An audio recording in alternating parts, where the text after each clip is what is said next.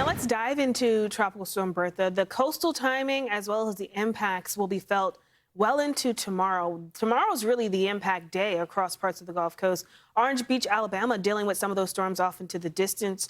Waves crashing in, that could lead to at least some big concerns along the immediate coast there. But as we kind of look at how things have been so far, the storm system in itself becoming a bit more impressive, especially when you look at the center of the storm. We see that right around here. A lot of the thunderstorms that we've been watching closely actually falling to the south of the center of circulation. So we haven't been seeing a lot of rain on shore, which is some good news. I mean, I know a little bit of some cloud coverage can go a long way. We heard that from Marissa with the temperatures across parts of the region. But a lot of the heaviest rain, well, it's well into the Gulf at this point in time. Now, the impacts come in when we look at the winds that are going to be a big issue. Right now, we've been seeing winds that have been pushing a lot of this water up into the coastal communities of like Mobile, Biloxi, out towards, say, Morgan City. Not yet across New Orleans, but they're going to be dealing with the bulk of the storm in itself, as we could possibly even see a landfall across New Orleans or at least southern parts of Louisiana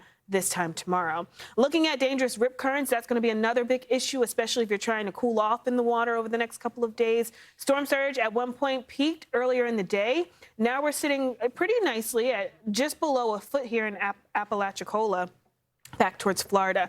As we move off towards the west, Alabama is even less than that, a half a foot right now, as they're a little bit more off towards the north and, say, west of the center of circulation.